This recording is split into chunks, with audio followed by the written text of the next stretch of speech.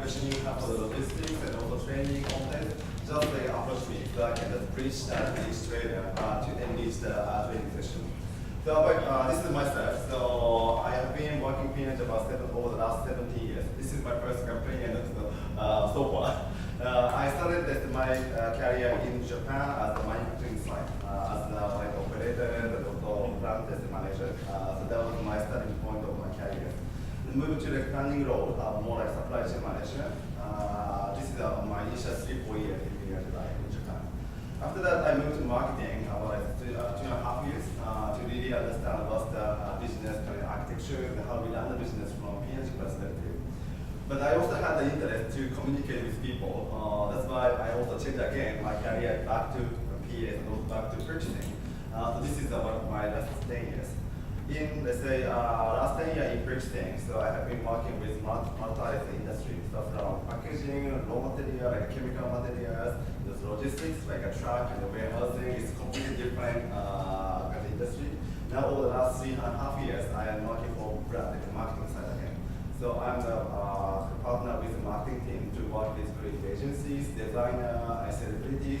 Sounds fancy, but really no structure. So every day, so we talk with people internally, externally to find the best solution to really support the P&L business from the procurement and purchasing side of the line. So I think lately I have a diversified connection with external people and also internal people, how we bridge the communication, how we understand each other, and how we try to find a sweet spot to find the best ever solution back to both ends. So this is easy to say, but how we make a win-win solution is what actually we are always our day-to-day business challenge.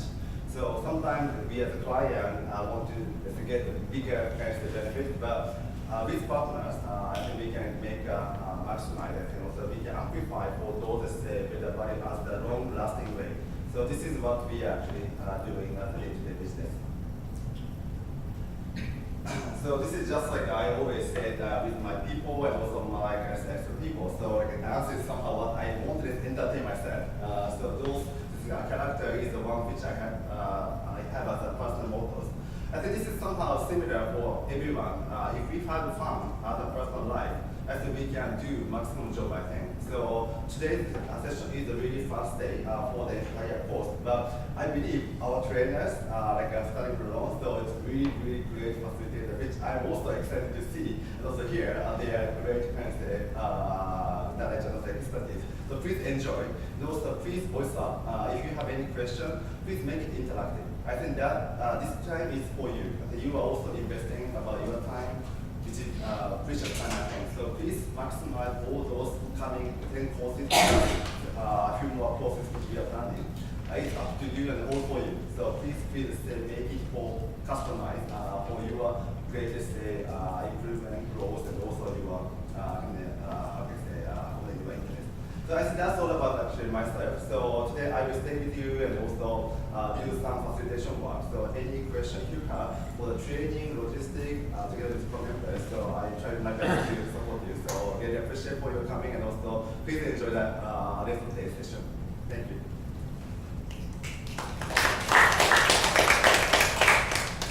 Also, this is just like today's agenda recap. So training session, so this is our first day. So training has been scheduled from 9 to 2 p.m. Today we have a 3 sessions, including lunch. So a bit busy schedule, so because we have 3 trainings. So each session have about, let's say, 95 minutes to 75 minutes to 90 minutes. So we have a break in each session, but let's like enjoy and maximize for those precious time. So lunch will be a bit the same over the session, I think. So in the first session, we welcome Laurent from our sales expert to talk about sales training from 9:30 to 11. Second session is Antoine from branding. So he's taking through what is the leadership skill development. The last one with Lisa, so we talk about collaboration. So it is really a great session, like a 3 connection, I think. So talk about sales, how we sell the product, and how we think about what the leadership style. So we have various leadership styles, which we need to really understand who you are and also what kind of style which there is. And how we actually situationally choose for those different styles to really maximize your aspirational engagement. That's the second session. the sound of collaboration. So I think this is how we maximize, amplify the values affiliation from individual to the larger stage. I think that's the way we go through for today's first day session. So hope you can really enjoy for those 3 sessions. A bit busy, but please keep exciting yourself and then voice up for you any questions. Okay, so with this, let me also hand over to one more core member. Hi, good morning everyone. I'm gonna try and use the mic because I don't think you can hear me. Is it better? Okay, so good morning. My name is June. I'm from purchasing, so I'm part of this program and very excited to welcome everyone here today. I have a technical background. I'm technically trained as an engineer. My first job was in semiconductors, so we funded up every day to go into the plant. Then, because I was working in semiconductors, the company sponsored my master's in precision engineering, but after that I changed my mind and I joined PG. So I've been in purchasing since. I've been working a lot in our supply chain, so I was buying packaging for the first few years of my life here, and I moved into logistics, so I was doing a lot of international freight. And today I work in marketing, so I support like content purchasing in PNG, so responsible for APAC out of the Singapore office. So I'm personally very excited because I think we're looking at a lot of new partners to work with, and I think we are very excited to host this program, and there's so many inspiring women in the room. So after this program, I think we want to explore definitely business opportunities with everyone. But just to be fair, I think we'll wait until probably end of May and then take a look at that. But I think every one of us is really excited by the pool of talent that we have here, and we're looking forward to the next few weeks ahead. On the work front, because I have 2 boys at home, they're age 5 and 8, so I try to spend as much time as I can outside work with them. So certification is really the key. If we can do less and more, I think it makes us all a bit more efficient.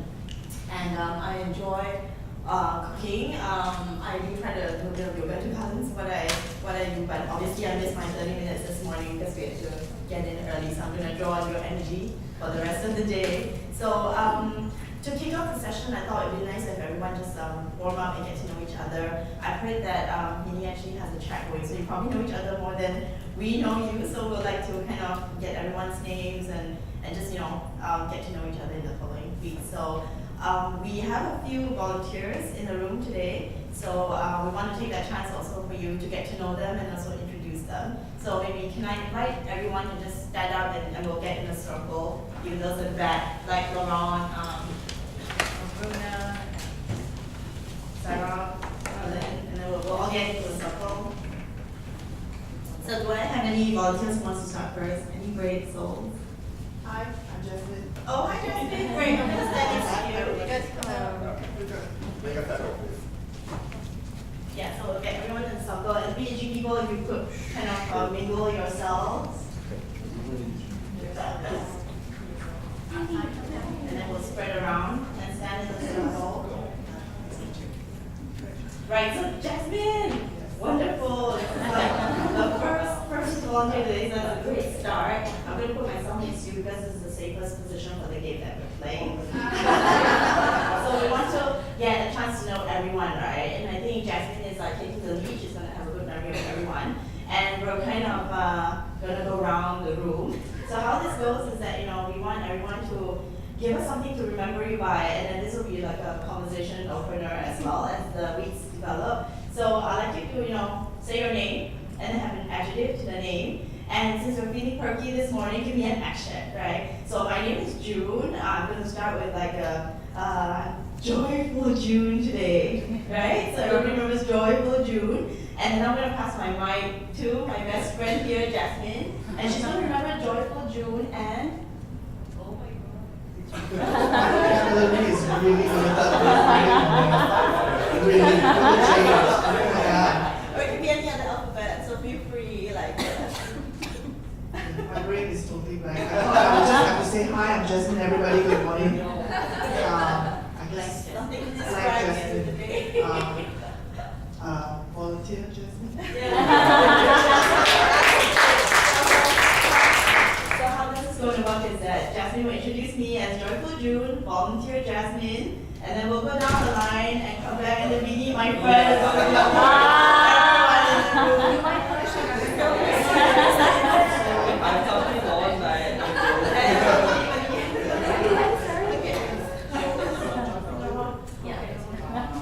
Volunteer Jasmine. With action. With action? With action. Joyful June, volunteer Jasmine, and the Laurent will add on for the rest. Okay. See, I'm really blank. So it's Joyful June, Fantastic. Volunteer Jasmine, and Joyful June.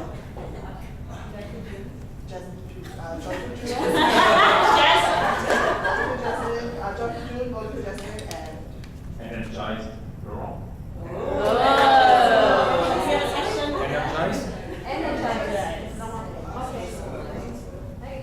But now, Laurent, you have to introduce June. You have Joyful June. Yes. Volunteer Jasmine. Energized Laurent. No, I need to do it. You. So it was Yeah. Joyful June. I feel sorry for you. We are June. I have no clue with something with sweet. So happy time. Happy Valley. It doesn't have to be the same. But Oh, okay. So we have Joyful June, Volunteer Jasmine, Energized Laurent, okay, Happy Gali, and Dancer Mala. So it's early in the morning, my brain is awake. Okay, so it's Joyful June, Volunteer Jasmine, Energized Laurent, Tally. Yeah. Happy Tally. Yeah, Dancer Mala. And I'm Blooming Hazel.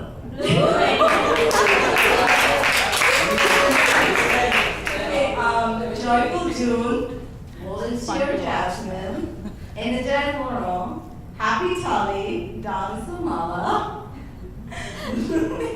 So, and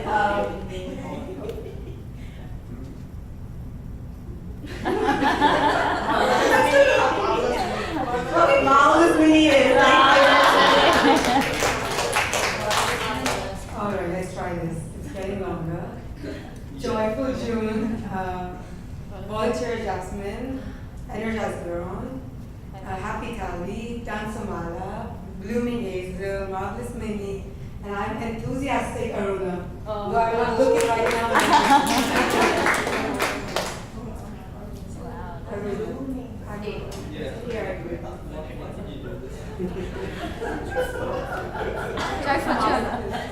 Enthusiastic. Okay, Joyful June, Yeah.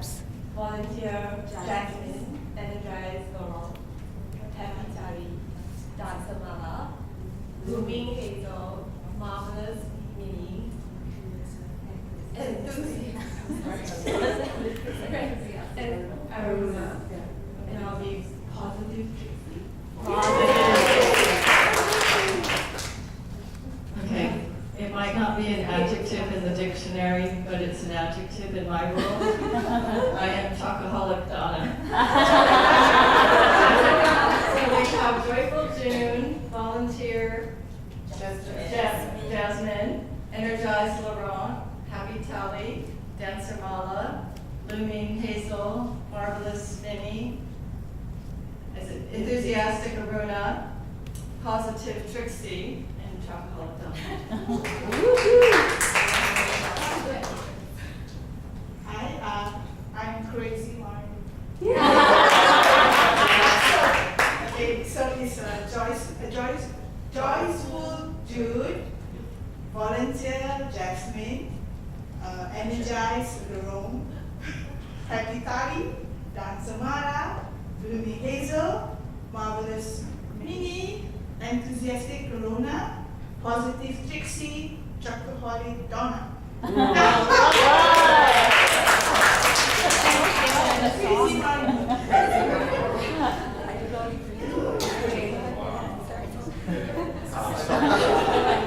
I'm gonna be inspired Stephanie today because I'm very inspired.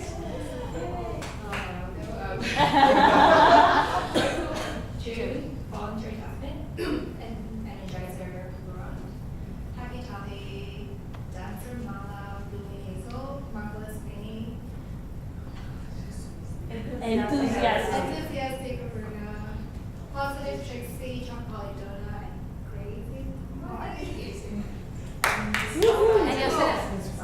Inspired. Okay, I'm gonna try my best. Marnie. I am Iwan, so my name is Chinese name, so it's gonna be a bit tougher for everyone. I shall be hungry Iwan.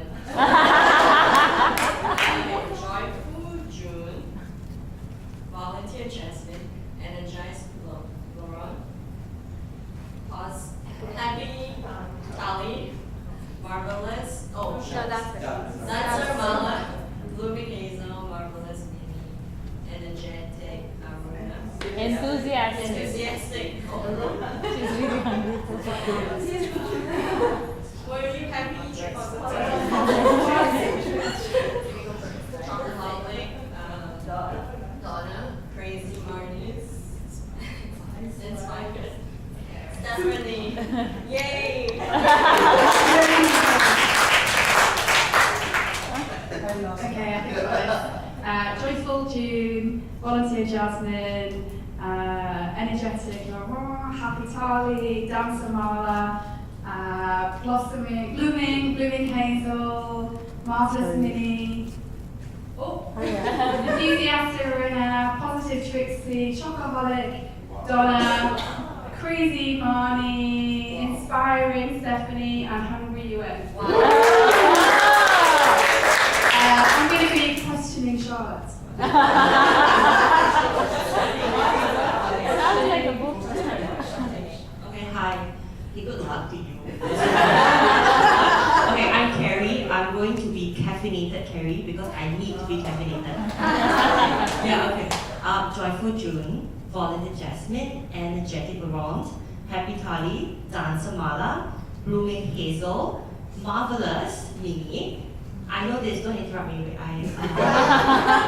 Enthusiastic Karuna, positive Trixie, chocoholic Donna, crazy Money, inspired Stephanie, hungry Ewan, and questioning Charlotte. Woohoo! Caffeinated Carrie. Caffeinated Carrie.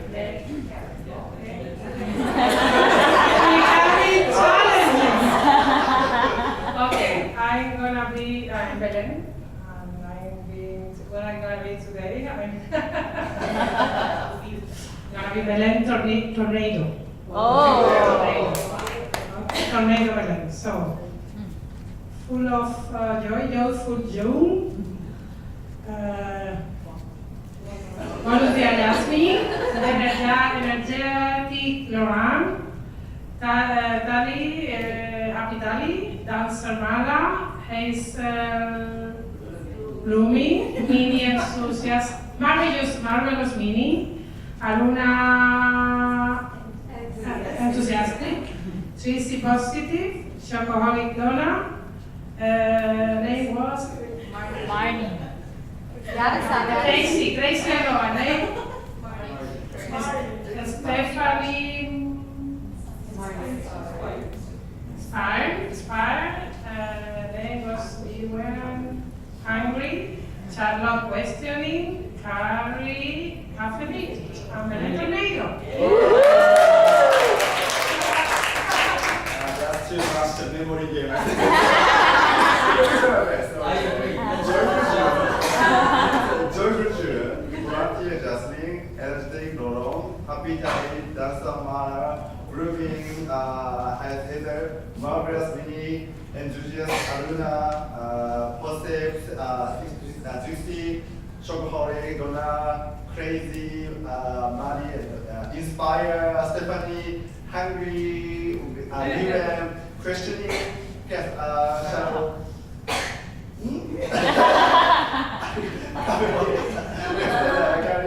Tornado Belen, yes, so Kawakami, smiley Kawakami.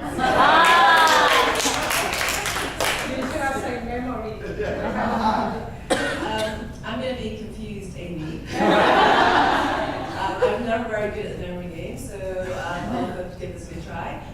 Joyful June, volunteer Jasmine, energetic Laurent, happy Tali, dancer Mala, blooming Hazel, marvelous Minnie,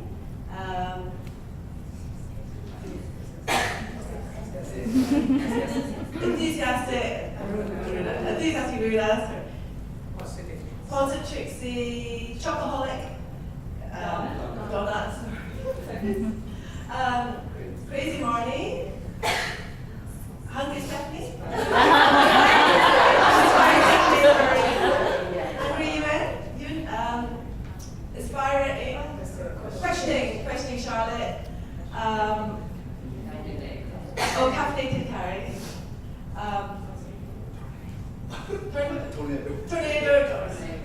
Tornado Berlin.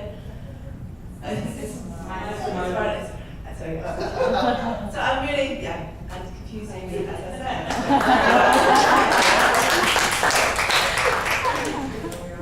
Okay, so, correct.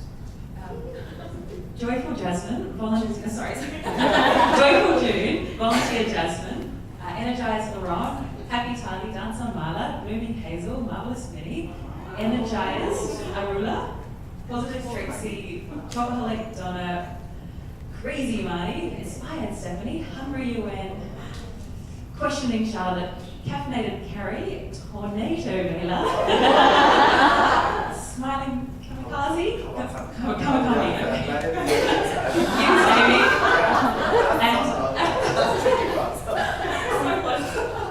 and fast talking Angela, which is something I'm trying to work on.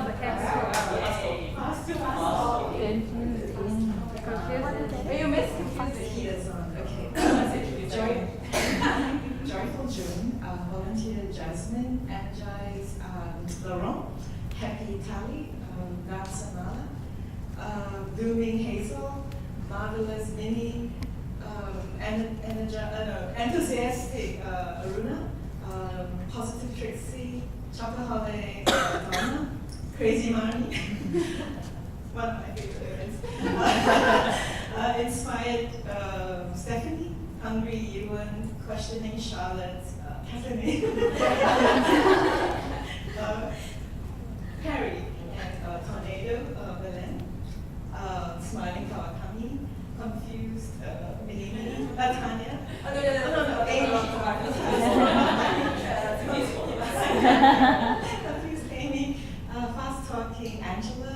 And I'm corgi loving Francine. My favorite corgi. Yeah,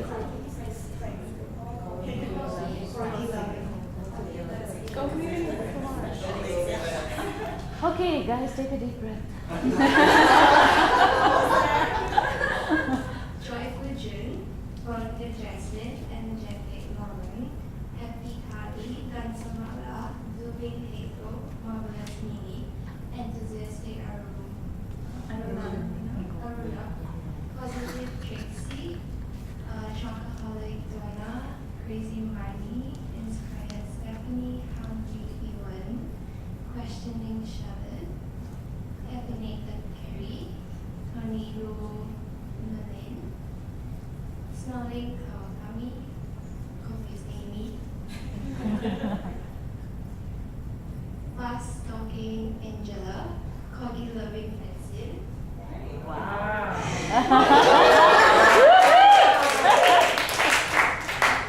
That's colorful waiting.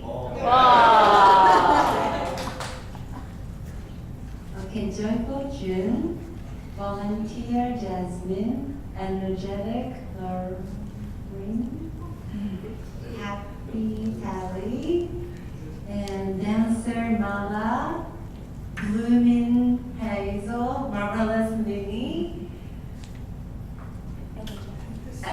enthusiastic Aruna, positive Tracy, chocoholic Dana, crazy Marnie, and inspiring Stephanie, hungry Ewan, Still hungry for questioning Charlotte, caffeinated Carrie, tornado, smiley Kawakami-san, and confused Tanya,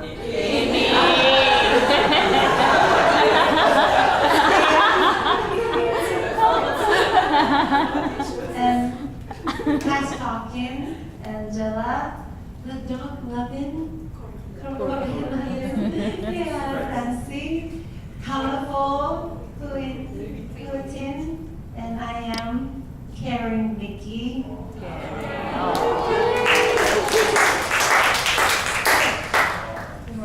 Hey, I need support.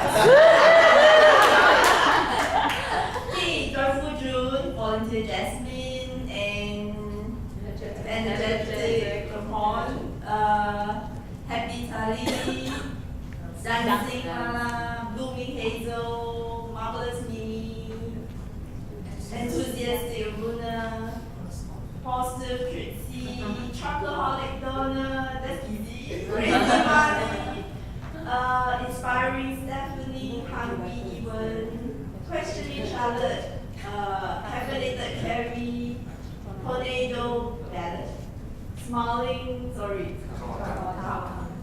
and confused Amy, star-stalking Angela, corgi loving Francie, colorful Winty, thank you for the hair, and caring Vicky, and I am Fun Rachel.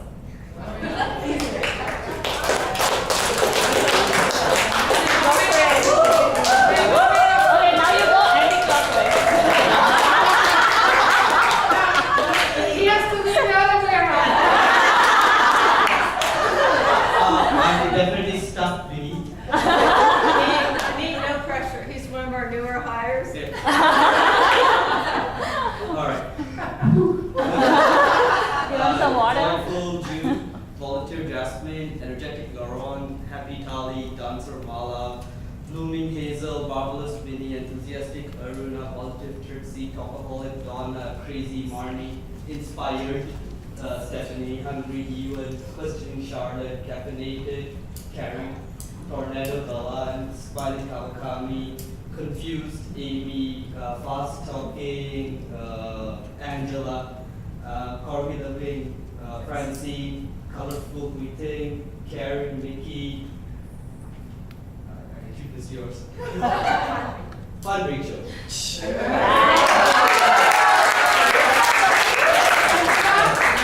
I will stop.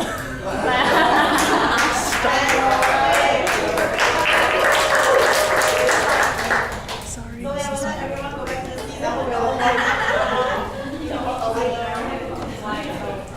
Thank you so much for the participation. So I think we'll all be thirsty after this session. So we're actually going to give out bottles for the training. We will have a dispensing machine in the room for all training sessions, but we're trying to reduce waste, so we're going to give out bottles for everyone in that next time. There's also a pantry right down the corridor, right at the end of the right, and the ladies outside. And because Laurent has stepped out from Roland, he's our sales director. I'm very excited about this training. I've heard a lot of it, and I'm also excited to learn together with everyone in case I get to run my own company in the future. So we're going to give out notebooks because I'm sure you want to take notes. And yeah. Okay, so we'll start a little game every session. I think at D&G we work very hard, but we also want to play very hard because we're here like more than 8-10 hours a day. So we want to make our own fun as well. So we also hope that this session can be fun for you. And I think we all learn so much better in a fun environment. So please enjoy. Thank you so much. Thank you. Yeah, and let us know if you have any questions.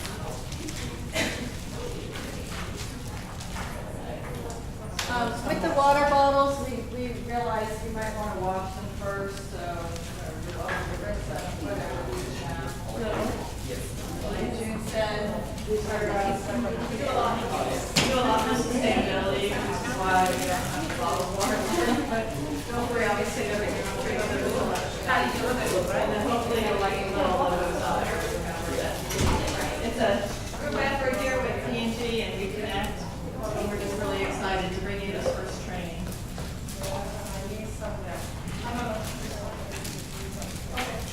Whenever you're ready.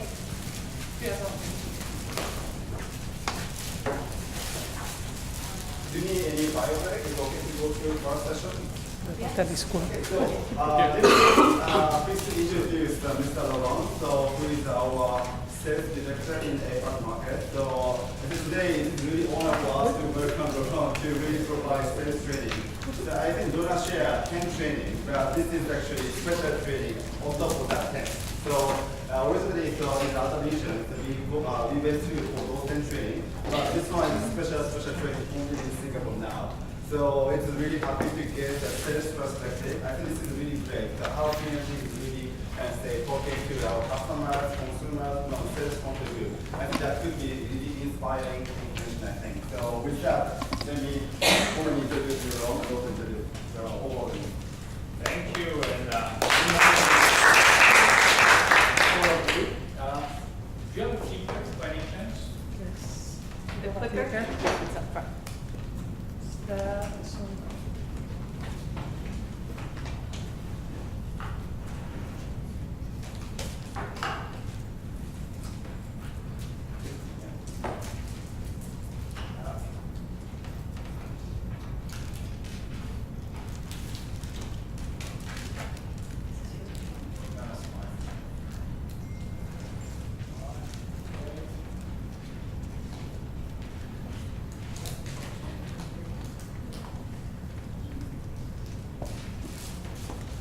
All right, good. So for the next 8 minutes, I will share a training called The Heart of Selling. My name is Laurent. I will give you a bit of introduction.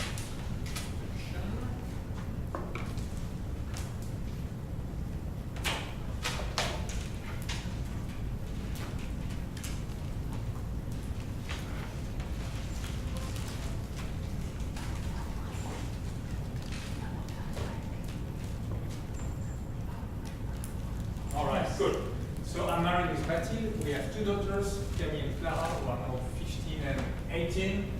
There was latest vacation in Thailand. We love traveling together. I love the food. I'm a bad, terrible cook. My wife is a wonderful cook. And I also love the piano. I'm terrible at the piano, but one of my daughters is very good at the piano. So I've got a great team next to me. And when I don't travel with them, I like doing sports, and I like doing triathlon, running, biking, and swimming. That's me with P&G, 22 years with P&G. I'm a computer science engineer by education. I did 5 years on computer science with P&G, and then I moved to sales. And I'll tell you a bit more later on why I moved to sales.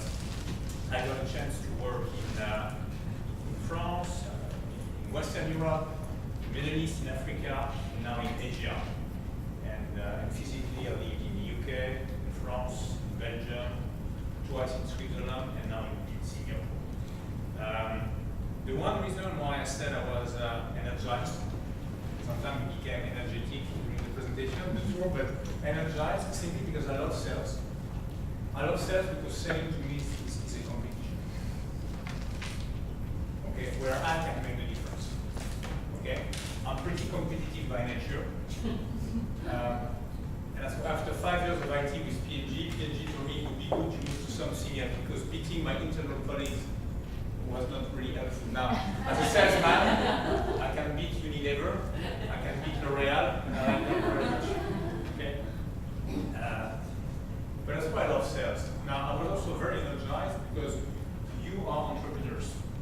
And believe me or not, when I joined P&G, I said, okay, I'll do that for a couple of years, and then I start my own business. Okay, and I keep telling myself, I will start my own business. Now, I've been delaying this decision for the past 22 years now.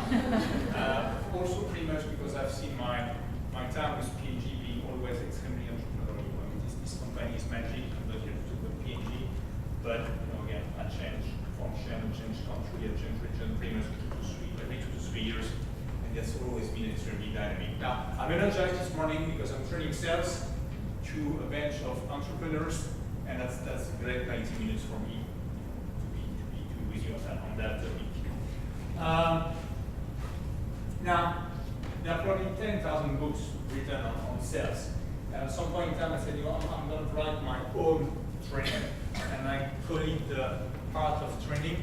Now, at the heart of things, as a French, There's no French. Little bit, okay. Well, but I think you don't get my issue. Make sure that French, we don't pronounce the H. So for me, heart or art is the same. Okay? So I say heart when I mean this one, and I say art when I mean the art.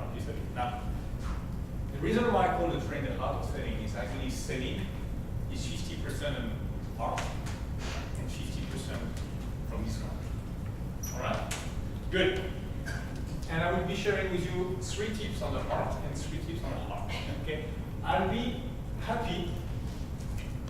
As a sales, we should always ask ourselves what will be success. I'll be happy if at the end of the session you take home a couple of tips, not all of them. Okay? Some of them you say that I knew it already. Some of them you say not relevant to me. Maybe 1 or 2 you say, that is cool. I didn't think of it. Okay?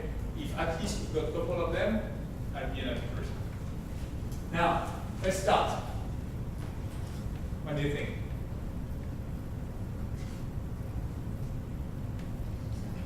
No? No, messages. Messenger is important, you think? Yes. Yeah? Well, I agree with you. I totally agree with you. Okay? Actually, that's the essence of my training. I think that the message and the messenger, us, are equally important. Okay? I put the message into the heart category and the messenger into the heart. Get it? Good. Let's start with 3 tips on the heart. Now, this one is a critical one. It's called the CMAC. What is behind the CMAC? There's acronyms. PhD, we are always on the acronyms. Okay? Now, if there is one I would like you to remember or follow as much as you can, because it's really proven successful, is this one. A good sell starts with the situation.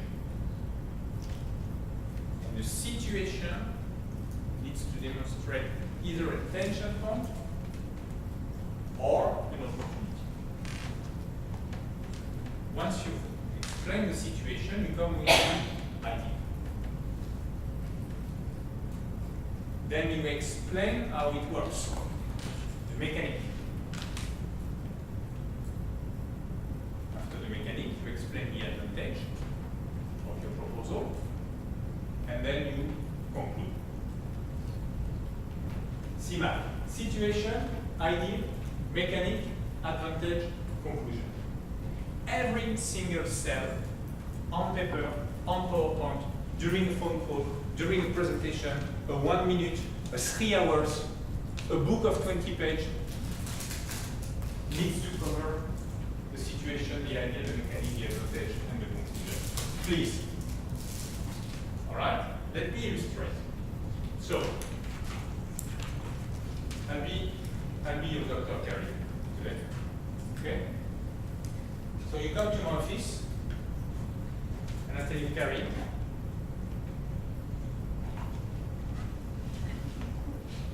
to keep you safe, Carey, I will prescribe you a treatment which will regulate your blood pressure and decrease the risk to 10%.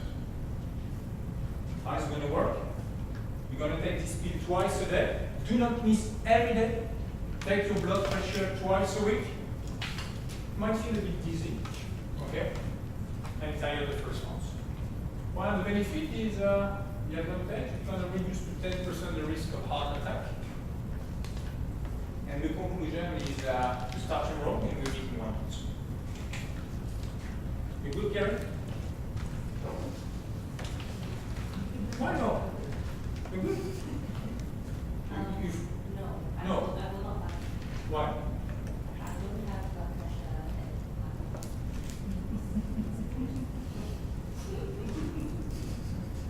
I mean, are you saying I'm not a good doctor, Karen? I'm not really. You're a very good doctor. So what do you think? Should Karen follow my recommendation? I mean, there is an idea, there is a mechanic, there is the situation is missing. Ah, all right. What do you expect indeed? You did expect a situation. You expect me to run a full diagnostic on Carrie. Say, Carrie, your eyes are okay, your heart is okay, your weight is okay. Now I'm checking the blood pressure is extremely high. Extremely high. You've got a high chance, 90% to do heart attack. That's the situation. Now if I do that situation right, and then I tell you know what, Carrie, I want to provide you with medicines which will reduce your heart attack risk from 90% to 10%. Well, will you listen to me? She will listen to me. And then she'll be curious to understand the mechanic, be very clear on the advantage and what will be the next steps. You're clear with me? Okay? So the situation is extremely critical. Okay? And I insist on this one, because very often you know your business very right. So you come, you rush, and boom, you give the idea. But if you give the idea without explaining to me as a buyer, you have to keep it simple. You sell, I buy. I buy your idea or not. But if you throw me the idea without giving me the situation, it might not resonate at all. Why? Because you did not create a tension point or the opportunity. You got the tension point. The tension point is your blood pressure is down high. The tension point is 90% to do a heart attack. You with me? Good. Now, what often we see is also this kind of thing. You do the situation well, heart attack, blah, blah, blah, blah, blah, blah. And you want, take 2 pills tomorrow. And you don't explain what's the advantage. For you, it's clear. It's obvious. You know, if you take those pills, your heart attack will decrease, your blood pressure will be cool. So sometimes we forgot to say it. Or we forget to say it. Okay? It's typical. Okay? So you've got a risk, take these pills, you start to roll. Will you do that? Will you do that? You come home and you tell your friends, father, you take medicine. Why? I've got high blood pressure. Okay, good. But if you don't tell me the idea, and if you don't tell me what's the benefit, your sale is suboptimal. Okay? Now you understand, the benefit is for the buyer. Okay? Very often when I see sales, people explain the benefit for you. Okay? If as a doctor I tell you, and if you do that, you're gonna pay me, or I will feel I've done well my job. No. You don't care. What you care about is the benefit for you. So if I sell to you, I have to explain the benefit for you, the advantage for you. The situation is on you. Okay? I insist on that because very often when we begin with selling, we give the situation for us. As a good doctor, I want to give you, okay? Or as a good doctor, I want to treat well my patients so that they feel well. What really matters is for the person you sell to. Clear? Don't hesitate to interrupt me if you have questions, and then try to make the thing as interactive as possible. Clear? Now, what I see also very often is we're missing the conclusion. Okay? And that's very often what happens. You've got a great situation. Good. Okay? You found this tension point or this opportunity. Place your idea. You feel in the eye of the buyer, yeah, there's something. Explain how it works. The person telling you, yeah, wonderful, I like it. Okay, that's the benefit for you. Yeah, cool. All right, very good. And then you kind of leave the meeting.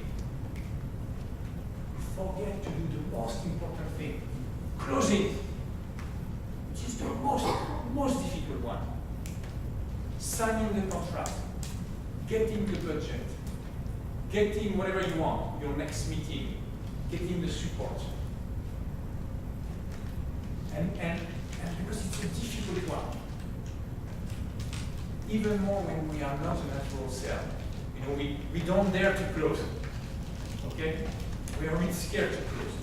But closing is damn critical. And in my example, it's like, you know, the doctor convinces you, blah, blah, blah, blah, blah. You come back home, you're like, what do I do? I don't remember what do I do. You start tomorrow, and we meet in 1 month. Okay? Closing this one is an easy one. But I insist also, when you're going to sell, I want you to close and get what you want. Sorry, so if that was a business meeting, would your conclusion be, okay, let's catch up again in 3 weeks' time, 4 weeks' time, or I'll wait for your brief, or how would you say it? Charlotte, it depends on the goal you want to reach in that occasion. Okay? If you tell me I'm meeting this person to get another appointment, that's your goal. And make sure you close and you get the date locked. If you want to get a budget, make sure you get the budget. Okay? But it starts in the first place by being key on what you want. What you want. Okay? And make sure that before you leave the meeting, the phone call, whatever is the venue for the sale, you close it. Yeah? Yeah. Okay. But Charlotte is raising a very, very, very good point. Shall we go to the next slide? Are you clear on what is success? That's how I started my presentation. I'd be happy if you take 2 tips back home. Okay? That's it. I'm clear. I'm clear on what I want to do in the next 80 minutes. So then I see if I've delivered against that goal or not.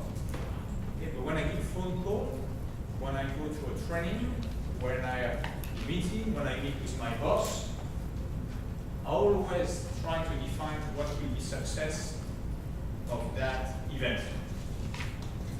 Because if you're not clear on the success, I mean the likelihood that you deliver it is low. And that's very often what happens, by the way. Particularly with meetings. We meet. Okay, we meet. Oh. Then after 2 hours, we're like, what did we achieve? You know? Or was it a good meeting?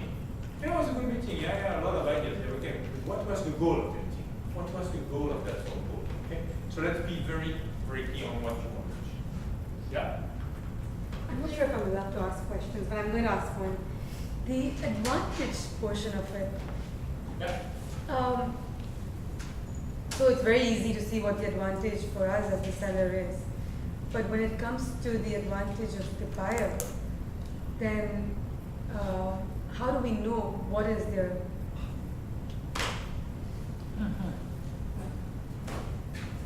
That's why selling is not simple. Okay? But if you don't get it, don't sell to me. Don't talk to me until you've cracked what's in for me. For the buyer. I think Donna was referring to we have that similar training, a lighter version to NGOs. I wish I could spend months with them on helping them, because when you are with NGOs, they are so passionate by the cause they serve that they tell you, I'm here to help girls who are having issues. Okay, but if you go to a bank, and if you tell the bank, you know what, I'm helping girls who are having issues. That's what they do. When I tell them we do role play. I tell them, what do you want? I'm meeting with a bank, and I want money from the bank to sponsor the cause. Good. Sell it. I'm a cause, I'm helping young girls who are really in trouble. That's how they describe the advantage. Is that advantage any relevant for the bank? No. At best, the guy will be sensitive to the cause and mine. No. And I tell them, tell what's in there for the bank. And I tell them, look at what the bank, maybe the bank is trying also to build a social image. Maybe the bank is already a partner with some kind of association. Maybe the bank wants to go after the target of the young girls, and they want to recruit young girls. find the sweet spot for the bank. And then you tell them, with my cause, I can help you building your equity in Singapore. I can help you reaching young girls, which I know you guys want to reach. Talk the benefit for the bank, not the benefit for you as an NGO. That's the most difficult thing. I think that's true as well. What I find very hard and the difficult thing is when it comes to that point of meeting where if somebody approaches, they want to use our technology or want to do our platform, we have discussions and we kind of go through it. When it comes to that conclusion, it goes, what's the next steps? How much is it going to cost? To me, it's something I hate addressing. It's almost a bit I want to shy away. Yeah. Like, Yeah. it's not a Thank natural you. thing to kind of do. Thank you. Now you got the point. You know, closing is the most difficult part. But you gotta prepare it. You gotta be okay. I'll back it for a minute. I've got a slide on this one. Okay. Any other? Okay. So you're trying to sell me this thing, right? And Yeah. I love it. I want to Yeah. buy it, but it's too expensive for me. You give me half price off. Okay. Okay. Now. Right? That happens all the time. Okay. Now. Okay. I need it, but it's expensive. So this audience is more advanced than I expected. But we can. I don't have the slide for this one, but then I take it. I take it immediately because it's an important one. It's called objection treatment. Treatment of objection. When people tell you money, or when people tell you I can't because of ABC. Okay? There are two techniques. I was not planning to share that today, but since we are already there, I got it. There are two techniques. If you tell me that, it's okay, get it. Any other issue? It's more with the... No. I'm giving you a demonstration. I give you a demonstration. So when someone tell you, okay, but I can't because it's too expensive, they give you an objection. The first thing you do is you don't treat the objection. Which is not, it's a bit counterintuitive. Because you're like, what? Okay, I've got an objection. You know what you do? Yes. Anything else? Any other objection? A person might tell you, yeah, and I'm already treating another treatment. Okay, good. Anything else? And you see, the buyer will be a bit like, wow, it's your pricing. Okay. So you'll ask until the person stops. So let's say, okay, you say, okay, it's too expensive, we've already done a treatment, and by the way, last time I had a doctor recommendation, it didn't work well. Okay, cool. So you've got three objections. Make sure you understand them well. Why? Because it's very likely the person is negotiating. Okay? And within the three objections, it's very likely that there is only one that the person wants to negotiate. Okay? So what you're going to do then is understand each of them, and then you prioritize.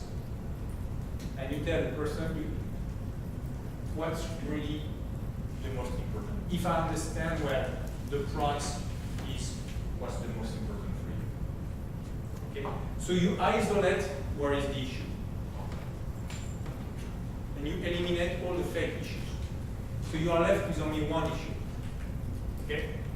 And then you understand it, and then you're going to find solution to treat this objection. Now, I don't want to go too deep into negotiating pricing of a treatment. I guess I would rapidly tell you that I can diminish the cost, but I can also increase your heart attack. You trade. But in your case, technical solution, sometimes they will throw at you tons of issues. Make sure there is no more issues.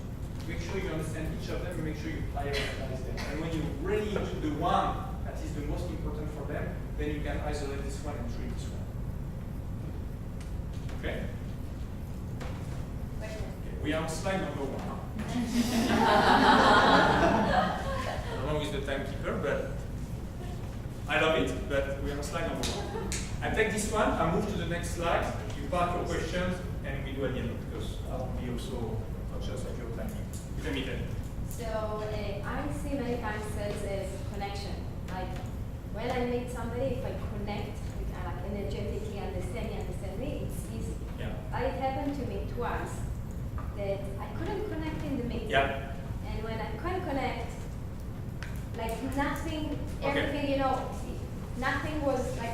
it's either sometimes a cultural gap, like one of them, it was a Chinese old guy, and I saw that when I'm coming alone, like he doesn't look at me.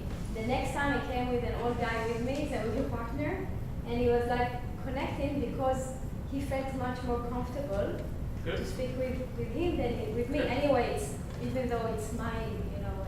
And then I found it, and I had another very, very disappointing meeting that I cannot forget. That I just couldn't connect anything that we said, anything that we were about. He would just, no need, no, I prefer whatever I have.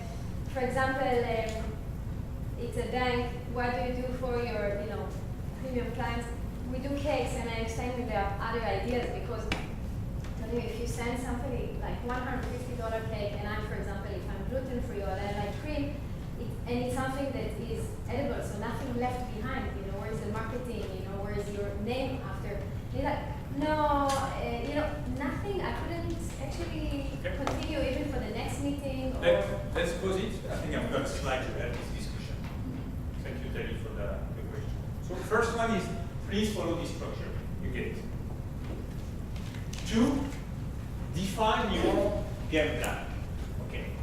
Because let's face it, when you sell, very likely you will enter a negotiation.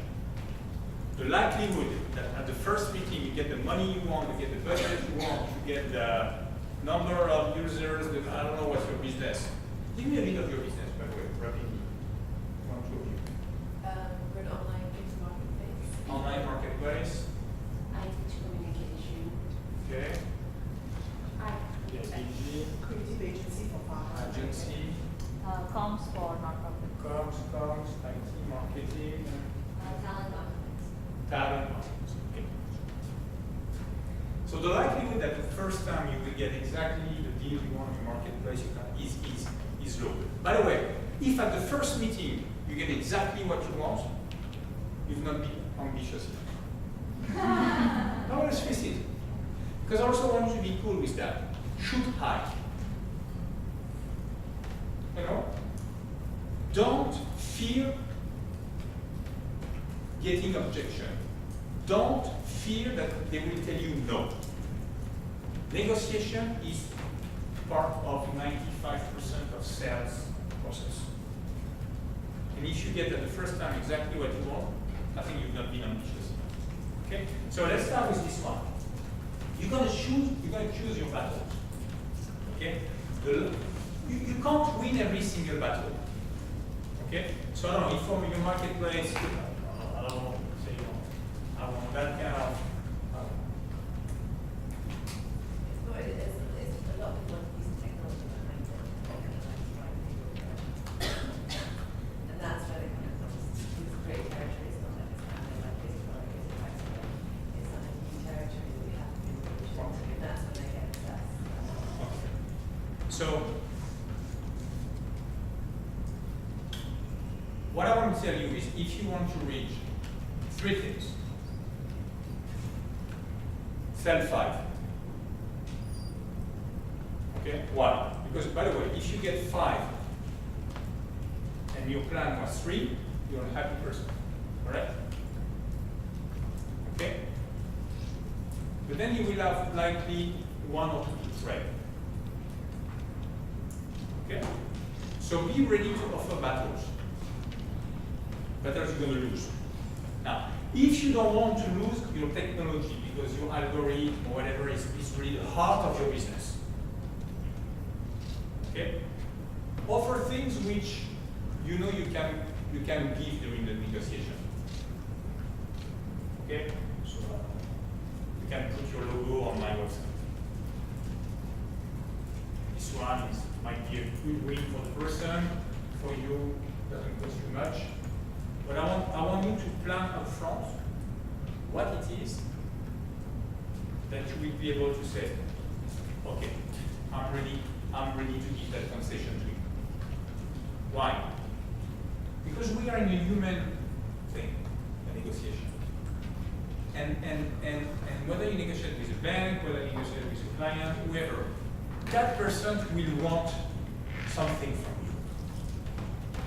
I don't know how much you guys bargain, but in many countries, when you go to the bazaar, you start bargaining yourself. You know, if I buy 2 pairs of shoes, can I get a bit of discount, or can I get a thing? You've done that, I guess so. And very often you're satisfied, not so much because you get that 10%, but because you got something. You felt rewarded, or I've negotiated, I got victory. So it's very likely that the bank, the company, the client are going to be facing will want victories. So plan your victories. And the reason why I said plan your victories is because sometimes you feel you're in a corner, you're in that meeting, you want to close, you feel you need to give something, but if you don't plan for it, you might give something which was important for you. The payment terms, a bit of your technology, delay, I don't know, timing. But I've seen people who feel like, okay, I want to close, I'm close to getting the deal, but the guy is asking for something, she wants a discount. Okay, it's not planned, emotion, stress, boom, you give it. And then you're back home and you're like, wow, I've been far too generous. I've compromised on the essence of my business model. I don't want you to do that. So I want you to plan your victories. And that's why, by the way, I've taken a chess map, because a cell is the way it works. Okay? 2. When? If it's a 1-hour meeting, and you know you're going to give, you know you're ready to give 2 things, you keep the 3 that really matters. And the meeting will last 1 hour. What do? You got to decide. But I've seen people so nervous that they get into the meeting, after 2 minutes, they already offer you 2. Boom, boom. And it's only 5 minutes. And you still have 55 minutes. And I'll tell you, if after 5 minutes you've already given away 2 things, as a bank, okay, cool. And the likelihood that after 30 minutes you're naked and you've given away the 5 is high. Okay? Now sometimes also I see people, they resist until the last minute, and then the bank says, okay, waste of time, you don't listen to me, you don't make any compromise, you're not a businessman, I leave. And then you're like, no, I can give you 1 or 2. No, too late. Next, I take your competitor. Okay? Here's your competitor. But you get my point. And again, you are not sales experts. I want you to plan that. Now, I've given the example of the 1 hour thing, but if it's a week negotiation, if it's a month negotiation, very likely you guys have your own competitors. You also need to be conscious of when possibly your competitors will give things away. Okay? So, not only I want you to plan what, but I want you to plan the when. Plan it, prepare for it. Because you're not experts, and even myself, being after 20 years of sales, I plan those things. What I'm going to give during the first 5-10 minutes to show I'm willing to, I'm a businessman, I can talk.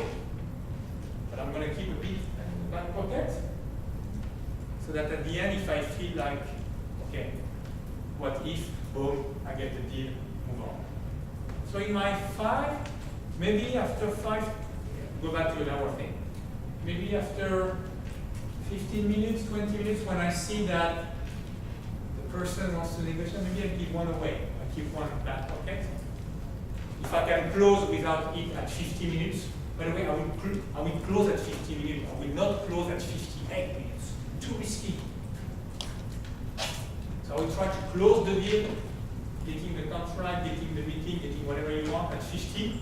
If I can get it and I can keep 1 in my back pocket, cool. But if I feel that it can be decisive, boom, I put it down. Okay? But I've planned for it. All right? 3.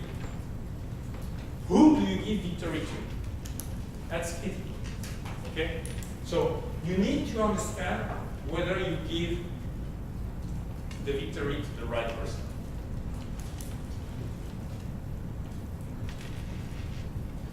I stay with my bank for a minute. Okay? Let's say in the bank, you've got the CEO of the bank. Okay? then you've got the person who is responsible for the partnership. I go back to my NGO thing. Okay? Sometimes the mistake we do is we feel, okay, we're going to give the victory to the highest person. So I know the bank CEO, I give the victory to the bank CEO. But it's not always the right thing to do. Why? Because if the bank CEO is convinced, but the person managing the partnership is not convinced, has not been associated, did not feel rewarded into the process, that person, the CEO, will give instructions, say, you know what, work with that NGO. And that person will be like, I didn't meet them, they didn't even dare to talk to me. When I asked them something, they said no. And they went to my boss. Do you like when you get instruction from your boss?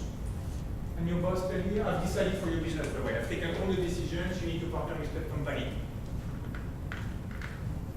So I also want you to be very clear on who's going to be critical to make things happen. That person in charge of partnership in that bank with the NGO, that person is critical. Because that person will be the one helping you day in, day out. You're going to give that person some form of reward. Okay? It can be leading a battle, but it can be just consideration, it can be associating this person. Okay? So I want you to be very clear when you go to a company, or wherever you go to, if it's a one-man show, please. But very often you go to companies. And in companies, there is deciders, influencers, implementers. All companies work this way. There are people who decide, people who implement, people who influence. Make sure you take care of the three. Particularly the one who implements, the one who's going to do the work. Because if you ignore those people, you'll be paid a price at some point in time. Because they won't support you fully.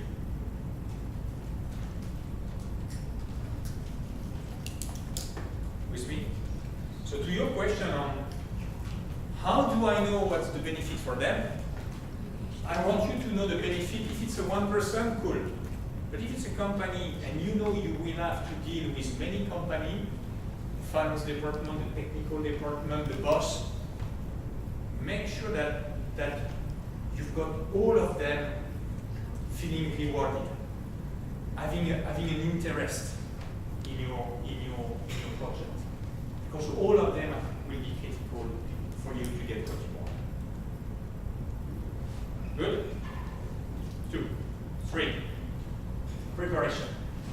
Preparation, again. Couple of tips on the preparation. I want you to know it all. Now, in your case, because it's your own business, I would tend to think that you master your own business. For P&G, very often I receive things to sell, the latest shampoo. I'm not the one who designed the latest shampoo. So I'm receiving a brief and I've got to sell the brief. Okay? Now, all I want you is to know everything you're selling. So if you talk about terms, if you talk about money, if you talk about digital things, if you talk about talent management, whatever you're talking about, you've got to master it. Why? Because the last thing you want is the person ping you on the data or on technology or something you're referring to and you don't know how to answer. That will be terrible for your reputation. That will be terrible for the course of the sale. Okay? Now, anticipating question is a bit like my chess. Each time you're going to sell something, I want you to think, what could be the question? What could be the objection? Where that statement could be in. Okay? Not with your brain, with their brain. What could be possibly the reaction? By the way, the best to anticipate question is to test yourself with someone else. Because sometimes by definition you solve it with your own ideas and you feel like you're going to answer all the issues. But test it, and when you test it with peers, friends, whatever, they might tell you, If you go there, can I have your technology? Talent, can we share the talent profile? Your business. But I want you to anticipate the question in the preparation. Okay? Visualization of the meeting. It's a super, super critical one. So, I want to say to Carrie, okay, we are in a meeting room. Okay? Or let's say Malad is the boss. Okay? So what's going to happen is that we have that chair. Sorry, can I squeeze this one in between? So I'm the one selling today. You're the boss, okay, of that bank. I'm coming, and I'm coming last in the room. There is only one seat left, and I take this one, okay? And I want to sell to you. Okay? By the way, because I want to sell to you, first I need to do that. Okay. Now, why do I want to see her? Because by the way, the more I'm going to talk, the more a face will give me 90% of the information I need to know. You need to read her, you need to connect. Correct. All right? Okay? Would I do a sale like this? Obviously not. Always me. You need to see the face, see the eyes, the emotion. 80% of the answer will be on our body. Am I right now sitting at the best place to read our body, our face? Yes, no? No. No. I'm too close. It's ridiculous. It's too close, I've got to twist, I ignore you. Where do I want to sit?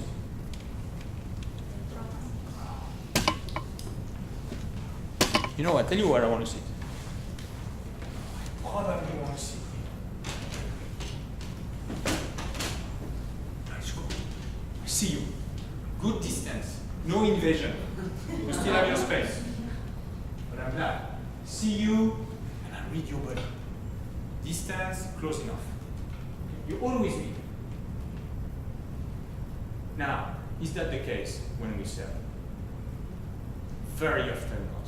Why? Because we don't prepare that very critical movement when people get into the room. Where do I sit? Okay? Now, you've got two cases. Either you know the room. Okay? By the way, when I teach this thing as P&G, we always know at P&G where our boss will be sitting. Always know. Very often the boss sits in the middle.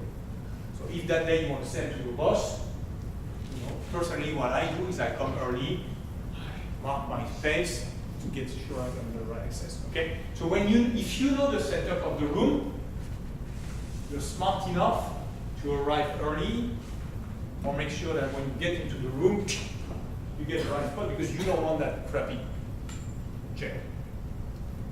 Okay? Now case number two, you don't know the room. First time you go to that bank, you don't know where the guy's going to sit. Likely, he will take usually they take a privileged seat. Okay? But what I want you to do is think of it in your preparation. When you get into the room, you follow the person, you observe. And very often we do something else. We look at the room, we say, I, okay, and then the person is sitting and you've got this, again, crappy seat left. No. Follow the dynamic. Follow the person. Observe where that person will be sitting. And make sure that you've got this very privileged item. Okay? If you're the one presenting on the board, it could be also that you have no seat at all. Please make sure that you respect everybody. And you're going to get this precious item. Okay? You don't find yourself sitting in this position I was when I didn't prepare for it. Right? Okay, now, in my business, when I meet a retailer, Fair Price, 7-Eleven, Lazada, I will always do a stock check. Meaning I will invest in understanding the latest news for them. When you guys meet someone, please do that. So I don't know your industry, but at the minimum, look at their webpage, look at their Facebook, look at whatever, but make sure you're aware of the latest news of the person you're going to meet. Why? Because it's a sign of respect, it's a sign of professionalism, and it's the best icebreaker. Why? Because you're going to be nervous. You're going to get in this room, and you're going to be sitting here, and you say, I'm Laurent, blah, blah, blah. And you know, it's not easy to start a meeting. Now, if you say, wow, you know, I watched this morning again on your website, and I've seen your latest post with all the likes you've got, amazing. That's a cool way of starting the meeting. Okay? And what will be your reaction when you wow? You guys pay attention to my business, he's checked my website, he's read a couple of consumers, teams. Do that. It's part of a good preparation. If you come, you know, very often when I get interviews to P&G, the first question I ask to the interview, talk to me about P&G. Someone like, it's great, P&G, you come to the school, it's a good company, I can go international. Talk to me about P&G. What do we say? Okay. Those who can tell me, I know your product, I'm like, okay, come on, cool. At the minimum, you spend a good 15 minutes, an hour to study me, not me, my company. Some of them they can even answer. Come on, you want to be a salesman? You don't even pay attention to the person you're selling to. How are you going to find what matters to me if you don't study me? Okay? I don't answer to a lot because you get a lot more negative feedback about businesses. And I do brand consulting, so Okay. if your brand is not being talked about favorably, that's why I can help. So I always go to Twitter because it's much more publicly available. Yeah. It's negative issues. Yeah. It really, really helps. So I go over, oh yeah, I saw you got this issue over consumers think this issue Yeah. over X, Y, Z.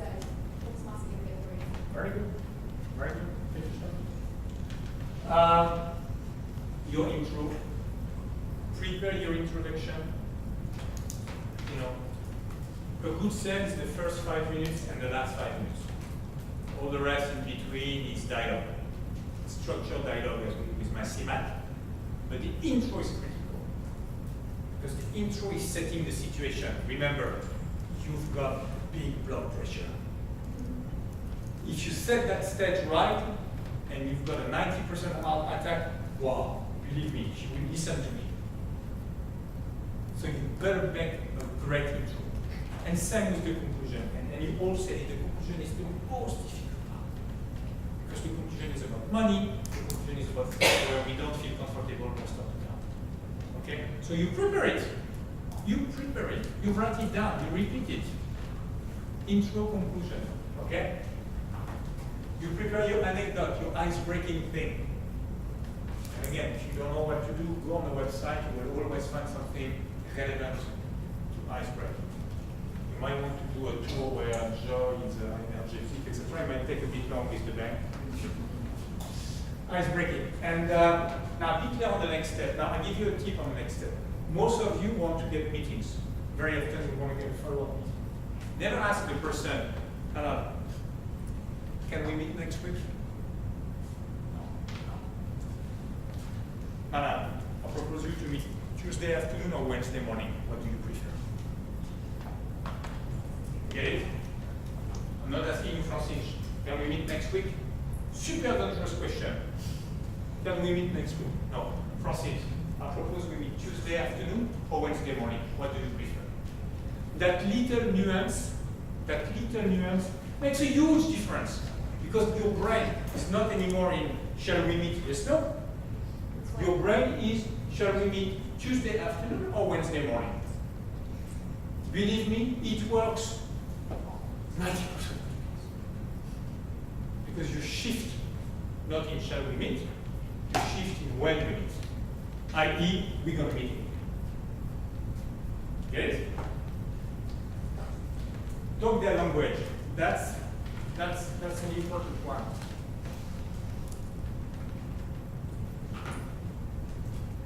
It goes with the preparation, their language and their data. If you talk to a bank, they have their vocabulary, jargon, going that take their data, take their, if you talk to a tech company, if you talk to marketplace, if you talk to NGOs, if you talk to P&G, understand their language and use their data. Because at P&G we are world champion for having our own acronyms, etc. How many sales I screwed because I was using P&G acronyms and that was that. So you've got your great situation, you got it, and then you start doing, I want my CMAC or I want my what is talking about, and then you lose the power of the cell. Okay? So you use their vocabulary. Most important, you use their data. Okay? If they look at, at P&G, we are American, we call American fiscal year, so from June to June. Okay? Most of companies, they work calendar. Okay? Talk their time frame, talk their money, talk their currency, talk their language. If they manage Singapore and Malaysia together, talk their territory. But make sure you talk what matters to them with their vocabulary, with their data, and not our vocabulary and our data. It will help a lot in the preparation. Good? That was the first 3 tips. Heart. Us. First one. You're gonna know yourself. You know what? What I've learned as a salesman is I obviously sold a lot of shampoo in my life. Okay? And many times I went to Fair Price. You know Fair Price? Now if I go to Fair Price, when I go to Fair Price and I start to sell to the GM of Fair Price this beautiful shampoo of Pantene, you know what the Fair Price guy is looking at? He's looking at Pantene, and I'm going to tell you by the way, the new Pantene is revolutionary, we're going to grow your sales, blah blah blah blah blah blah blah blah. But what I know is right after me, there is the same commercial director from L'Oréal. And that guy is coming with his own shampoo, and the guy from L'Oréal is saying, you know what, if you use LSL, it's a fantastic shampoo, blah, blah, blah, blah. Okay? So when you are the GM of Fair Price, what does he see? He sees a great Pantene shampoo, and he sees a great LSL shampoo. Good market share, more or less same pricing, same communication. What's going to make the difference for him to choose? If he trusts you.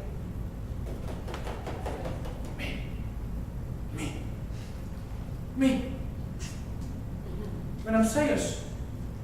You know what? If I'm going to sponsor one of your business today, the first thing I will paying attention is you. Because all of you, you're going to promise me great numbers. Sure. Because you've done a great sale. Now, whether Trixie, I want to work with you. You as a person will make the difference. The Fair Price buyer is choosing between Pantene or LC, not so much for the strength of the product. They're pretty much the same, by the way. We are better.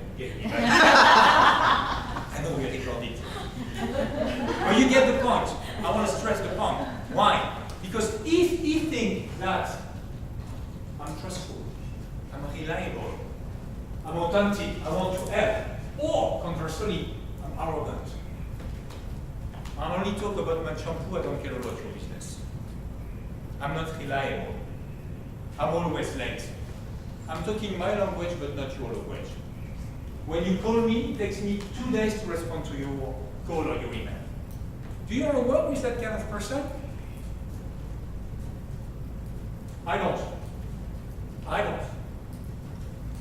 So what I've done realized is that we, and I go back to my intro of the messenger, man, a lot is on us. On us. Am I listening to you? Am I reliable? Am I a trustful person? Okay? So I want you to pay a lot of attention on you and your teams, by the way, because I guess it's not only you selling, but people selling. But even with fantastic product like Pantene, not Pantene, this one, if I'm a poor salesman, I'm going to ruin Procter & Gamble. And I've seen that in many, many, many, many cases. All right? So I want you to know yourself, starting by your image, and I want you to work on your image. Okay? Now, the most important thing I want you to work on at the end of the day, if I've got to give you one tip, is be authentic. Because the risk of a salesman is to overdo it. At the bank, I'm going to do that for you, blah, blah, blah, blah, blah, blah, and no. Authenticity at the end of the day in any business to me remains the number one criteria. If I feel that Trixie is really authentic, even if your sale was not perfect, even if there is some miss in your data, but if I feel that you're an authentic person, well, I want to put my money with you. That's where I am. So, from my experience. Okay? Prepare it, but be the image that you want, by the way. Be conscious that your image is damn critical and your image can destroy your beautiful business plan. Conversely, you can make it and you can serve it properly. Okay? Your image. Now, point number 2 is your energy. Okay? Your energy. We have a fantastic training at P&G which is called Corporate Ethics. Okay? Trainer of this one. If you want to, in another forum, I can give you a training. But essentially, Corporate Ethics is telling you that if you want to have your maximum energy, you need to work on 4 pillars. Why maximum energy? Because you've been working on your business plan, blah, blah, blah. You go to that bank. What do you want at this point in time when you go to that bank? You've been waiting for a year to get that meeting. You might get the money you want for your enterprise. What's the first thing you want? The pillar number 1 is the physical energy. Okay, one of you will tell it obvious. How many times, starting with myself, when I've got such a critical meeting, I prepare at the expense of sleeping. I sleep bad, and I arrive in the meeting, I'm tired. Okay? Or I did not manage well food. How many people I see rushing at 10 a.m. in a meeting? How are you? How are you? I went to bed at 3 a.m. I skipped dinner. And did you get a coffee? No. And I skipped breakfast because I was late this morning again. No. For that meeting, you will want to be rested. You will want to have the correct level of sugar. Because believe me, selling requires sugar. 60% of the sugar will be burned by your brain. How many people I see after an hour of meeting, they start to... You don't want that. That's the meeting of your life. You don't want that. Okay? So you're going to get the rest that matters to you. Plan for that rest. Okay? In the preparation. Plan to have the rest that works for you. Some will tell me I need that many hours. I need to figure out the sleep. Get the right food. Get the right level of sugar. Get the right level of water. Okay? And plan for the bioproduction. It's a bit of a personal anecdote, but I give you a personal anecdote. I was managing a Carrefour back in Europe, big customer. Okay? Extremely tense meeting.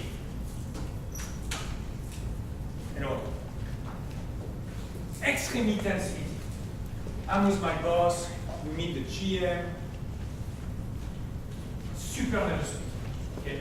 And I'm sitting, don't dare to say too much because the first time I'm invited to this kind of meeting, the meeting was planned for an hour, 1 hour, 2 hours, 2 hours and a half.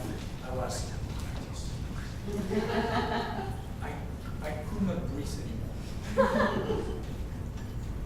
To to the point, I have to interrupt the meeting, tell my boss, I'm sorry, I need to go to the restroom. My boss looked at me with dark eyes like, and worse. We are at Carrefour at the customer. So the lady said, you can't go on your own. Security reason. And it was a female, the GM. So the GM, the female, she stopped the meeting and she literally walked me to the toilet. Now obviously, she can't leave me. So she waits for me. Okay? And then she walked me back. They're my boss. Now I'll give you this anecdote. Because I don't want that to happen to you. You never know whether it's going to last 30 minutes, an hour, 3 hours. Now, I teach that on purpose. In every single meeting I do, I always go to the restroom before. Always. I give you that tip. Because the last thing you want is to have this very embarrassing moment where your body is telling your brain, doesn't work, you're going to stop yourself. You don't want that to happen now. Our body is what it is. Okay? Plan for it. So the first level is the physical. The second level is the emotion. Because if you are in a great physical energy, but emotionally you're down. Emotionally there is something which doesn't work. Okay? Now what you can do for that? I mean, sometimes life gives you bad events. You don't always decide. Now, there is one tip I can give you, which is this one. This thing is a killer before a meeting. Yeah, don't read it. Sorry? Don't read anything. Don't read anything. Okay? Whether it's meeting with my customers, or sometimes when I've got an important one-to-one with my boss, I will ignore that thing 15 minutes. I will ignore that thing 2 hours later. Or if the meeting is in the morning, you know what? I will not read it at all. Because how many times I found myself, I slept well, coffee, sugar, whatnot, and then you open it and you read the bad news. Because by the way, in our business we have bad news. Contract, the product will not arrive, that person will resign. And then emotionally, and then the meeting starts. Don't do that to yourself. You've been preparing, you've been fighting to get this meeting, blah, blah, blah, blah, blah, blah, blah, blah. Energy is great, emotionally be great. So remove all the things which could give you a bad emotion. People can give you bad emotions. There are people you know, when you meet them, they pull you down. I can give you names. I mean, seriously. There are people when I've got important, I don't talk to them. Because they have the power to tell me miserable things. Yes. Keep miserable things for tomorrow. Okay? So you manage your emotion. 3, the mental. What is the mental? The mental is I'm ready physically, I'm emotionally positive. Now if I'm selling to you, Angela, I'm only with you. Nothing can interrupt me. Now, what can interrupt you? Again, this thing. Please shut it down, because you don't want the ring server. Okay? And you got to know what can shut you down. Okay? Now, typically, myself, I need water. If I don't have water, after 30 minutes, I will start to be mentally distracted. I know that. I'll plan for water. Okay? The technology can drive me nuts. Okay?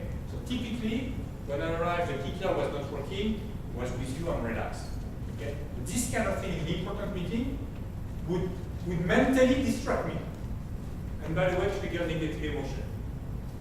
So I will come early, I will test the presentation, I will have a printed version, sometimes we have 2 computers, so that mentally nothing will disrupt me. You're going to know yourself. Once you know yourself, what can distract you, you eliminate all the distraction. Okay? And the level number 4 to get the maximum energy is what we call in the training the spiritual. Okay? In a simple language, why? Why do you wake up this morning?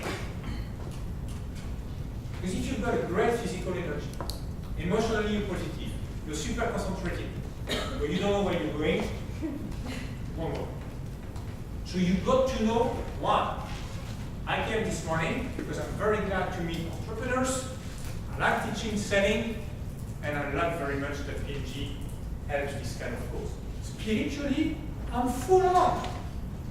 Okay? If PNG had told me you need to give a training to L'Oreal on sales, you get it. Spiritually, even though I was energy, will not work. You get me? That's why I go back to your question, Charlotte. If you're not clear on what you want to reach, you can have all the energy, all the emotions, all the focus. If you don't know what you want to reach, or if what you want to reach doesn't motivate you, your energy will go down. Okay? So all of that is about you. Once you know you, what you need to do. You need to know your customer. So by customer, I mean the buyer, the person you're going to deal with. Okay? And that's where we're going to cover this question. First, their tempo. Are they morning person, lunch person, evening person? How do you talk to them? WhatsApp, tel, email, physical presence. Where do you talk to them? Their stores, in their office, in the restaurant. You're going to crack that. That's the most difficult one. How many times I got a great idea and I deliver it at the wrong time via the wrong media? Okay? I moved to Kenya 2 years ago. Totally new management. Okay? We have a president. It took me a couple of months to exactly answer those questions. But during the first month, I was not clear whether I should call this person or send an email, whether it was morning or evening. And you know what? I missed a couple of sales because I placed it at the wrong time via the wrong media.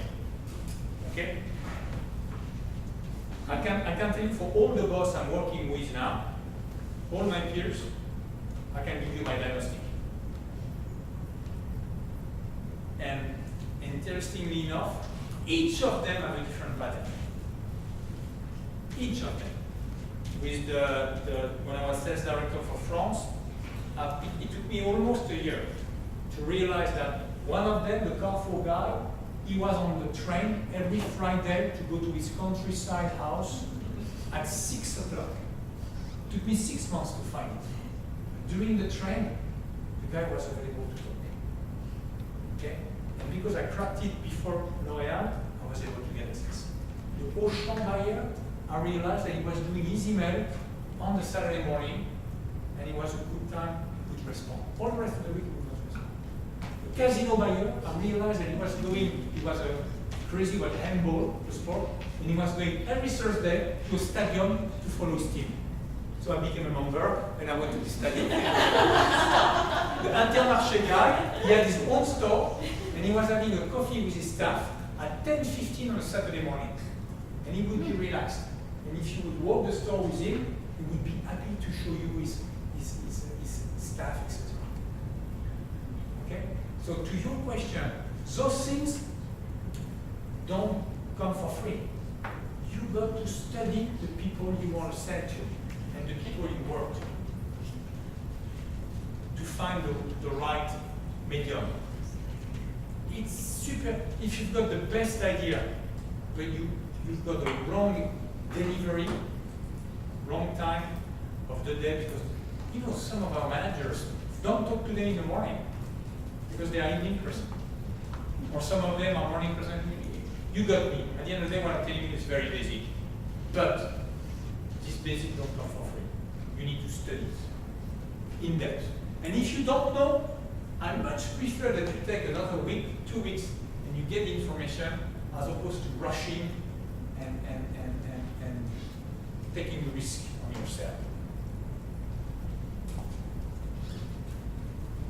2, you need to know the environment. Influencers, their decision makers, what have been their past roles.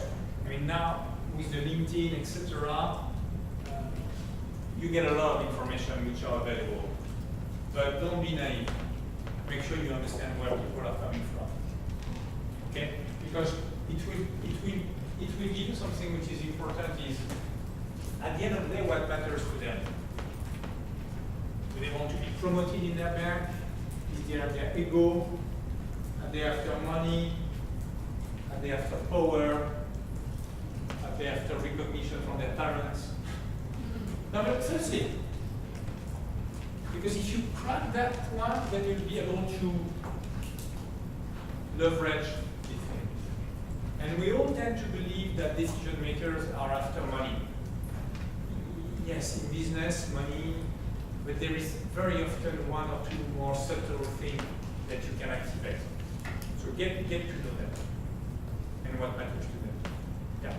The difficulty for me is I deal with both corporate clients and also sort of B2C customers. And when I don't really know, they could be from all walks of life, and I don't really know who they are when they come to me. So for me, it's sometimes quite hard to have the background data to know how to approach them. In your case, ask questions. I don't know if, when you don't know, I would, as I said, I would much prefer that you delay a bit. And delaying might be taking 5 minutes just to introduce yourself. What's your background? What have you done? What are your motivation? Get all of this information because the public person will tell you, no, great success, now I'm after my own development, or I want to give back to society, or you don't know. Or I want to shift and I want to learn new technology, I don't know. But if you don't know, ask questions. It's a bit like my diagnostic. You know, before giving up blood pressure, I checked everything. And I got the information I need. Do the same, ask questions. If you can't do it up front, start the meeting by asking. Manage the emotion. This one is a super critical one. That's the last one. Face saving. In business, most of the failures I've observed are due to wrong management of emotion and face saving. I give you 2 examples. If you start your meeting, I mean, by saying, you know what, I will never, ever give you access to my technology, which might be our strategy. That very often is a very tough statement. Okay? Because you disengage people, and the first reaction will be, you have 2 types of reaction. Either she doesn't even want to discuss. She's brutal, not open for any discussion. I disengage, I leave. Or some people will want to fight. Oh, okay, you take such a strong statement, we'll see. And I'll start fighting with you. Okay? What I want you to do, I want you to defend your positions, but I always want you to leave space for facing. Meaning, in that context, I'm not giving access to my technology. I've only added a little sentence which is in that situation. So you give your negative statement, but you add a little sentence in that context. Why? Because as things evolve, you leave the door open for changing your position. Now it's equally valid with the buyer. Let's say Tani was the GM of Fair Price. If Tani tells me, you know what, your Pantene shampoo, I will never list it with Fair Price. A lot of buyers are doing that, also to test you and to get things from you. So if I'm selling to Tani and Tani tells me I will never take your Pantene, one. So what I'm going to do as a salesman, I'll say, I understand you, Tali, that in that context, you don't want to take something. But I'm adding this little sentence in that context. Why? Because I'm giving you the chance later on to change your mind. You with me? You get this nuance? Why this nuance is critical? Because a GM will very likely have a lot of issues in changing his mind. Because those people have very strong ego. And sometimes they prefer to miss a deal as opposed to changing. Okay? That's why when people tell me no, I always complement the sentence saying, okay, I understand you don't want in that context. So I'm keeping the door open, either for me or for the person to change the point of view. I'm not putting the emotion in any corner. In that context, yeah, maybe when we meet in 2 weeks, maybe when we meet next year, maybe when I call you back tonight, the context will have changed. With me? Now, it was a bit your question, Kelly. Yeah. Choose one-to-one versus public. That's a very interesting dynamic. There are people who like being in public. There are leaders who will only take decisions in public because they feel rewarded. Or they will want more people. So understand what's the environment that suits them the best. Now, some people will not take decisions in public. And more importantly, some people will never dare to change their mind in public because of their ego. And in that case, if you are in a meeting where you feel that the audience or the fact of being in public doesn't help you and you will not be able to close because maybe the GM wants to do it, but his IT director doesn't want to do it. You feel there is a dynamic where the dynamic is not in your favor. I much prefer that you stop it without closing it. Fine, I understand where we are. It was a good meeting. I suggest we follow up either on Tuesday morning or Wednesday afternoon. Okay? And I want to thank you for it. And then what you do is on the way back, you catch Tali in one-to-one. And you get Tali to say yes to your party, but in one-to-one. Because maybe she will be able to change your mind, not in public. And by the way, nobody will never know what she said. You know what I mean? And I don't know for your companies, but I can tell you for my own company, P&G, there are a lot of decisions that we call corridor discussion. They are taken in a small group. That's the way people work. Sometimes decisions are not to be made in public. And I'm fine with that.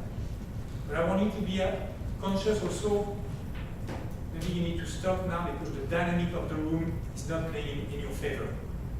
So you stop it, and you might need to close it in one-to-one. Good? Clear? Well, give to receive. There is a training of 7 habits of highly efficient people from Covey. The guys is the concept of emotional bank account. It's like a bank account on emotions you have with people. Okay? So if I know that in my new role as a sales director of Pantene, I will have to work with Tali as a GM of Fair Price, I will want Tali to have an emotional bank account with me. Okay? Which means that I will very likely be the first one giving you something. And possibly giving you something for free. Yeah. So in your emotional bank account, you're positive with me. Why? Because the day I will need you, our relationship will not start from neutral, our relationship will not start from negative, our relationship will start by being positive.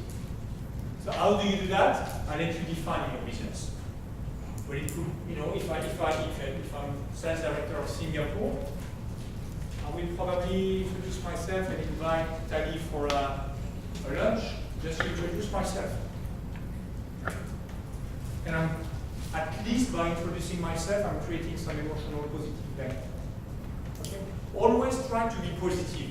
If you feel you're negative with someone, fix the negative before starting the sale. Because selling being negative, you diminish your chances. Yep. I always try to do that, but I always find that it creates, some people take advantage of that, and then they see that either one, you are easy to get things from, or, so how do you like put an end to it, or? I go back to what you want to offer, to your 5 things. Think of it up front. If indeed you offer 3 for free, okay, so plan for it. I want to go back to the training. Plan the rational part of it, which was the hard part. Prepare it. And then the emotional part, I want to tell you, be yourself. Be authentic. Because if you are authentically generous in offering, even if you offer too much, but if you're authentic, I will want to work with you. I want to add to it. The research shows that even if you give something really small, like I'm talking like small token, very small. As soon as I receive something from you, I'll feel obligated that I owe you something. I It will be understand something very, very small. that. And I always believe in it, but I've always done that in every situation, but I always feel like there is a small part or a small group of people who continually ask and never give anything back in return.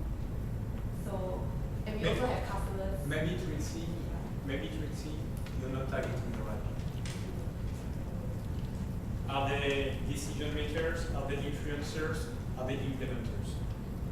Indeed, there are people you keep on giving them, and they take, but they will never take a decision, they will never implement anything, they will never influence anything.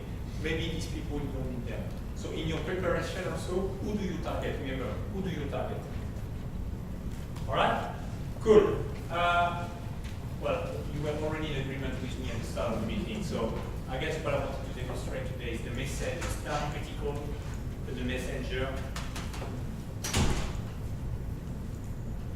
if not more critical than someone. Okay?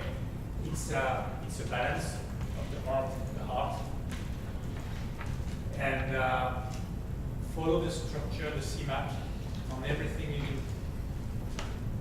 do. Oral, written, PowerPoint, follow the CMAP.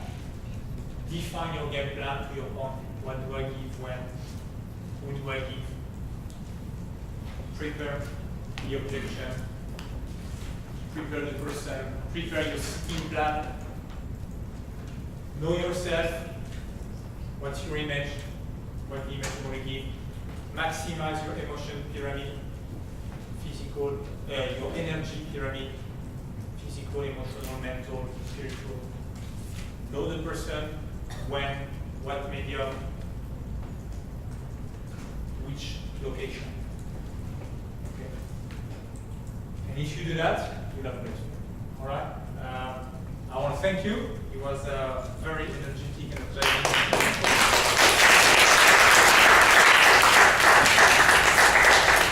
So Laurent, once again, really appreciate for all your energy, insight, great and insight. So actually, I'm purchasing, so I'm the buyer side. So I think this lesson is really almost real dream. But actually, my finding is exactly the same step. We as buyers also understand market and understand the customer seller, where the industry, and then what I am buying. You as a business leader, you need to buy something, you need to sell something. So this text is exactly I found it's really, really inspirable and also very powerful when you buy some stuff, I think. That's why really, really great. So for me, it's really great learning. Thank you. So with our all appreciation from the team and also from our members, so this is also a small appreciation. And then before we go to break, so we have a session to take a group picture with everybody. And then now lunch is ready. Then because we are, I mean, let's say overrunning, Let's take a group picture, and then let's take a bio break. But on the way back to here, please pick up your lunch box outside. And then next session will be luncheon session. So I think that's the way we go. So where do we take picture? Okay, Yeah, okay, we're so just making a please just swap come on the of stage and then take a photo.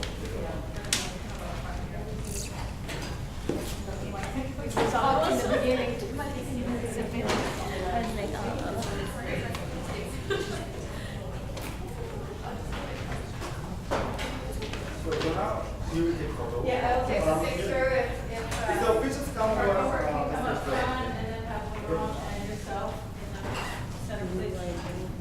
Sorry about that. It's very nice.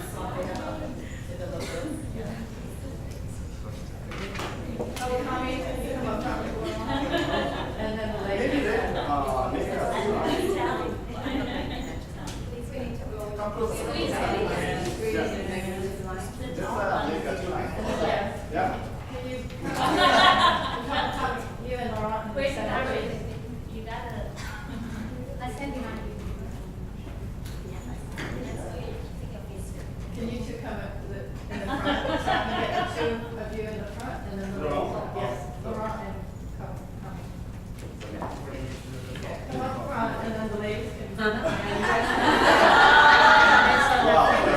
It's fine, just stand and the ladies. Laurel ladies says you around. can't see anybody in this So the ladies in back, can you come around to the side? Sorry. No worries. And then we're back to square one. Preparation for it. Good to see you, Jasmine. Good to see you, yeah. Excellent. Smile, 1, 2. I can't see you right behind that. Next to come. See you form. Hazel, there is here, please. Okay, good. 1, 2, 3. Everyone smile. Again. Third time for luck. Come up here now. The chair now. Got it. Thank you. Good.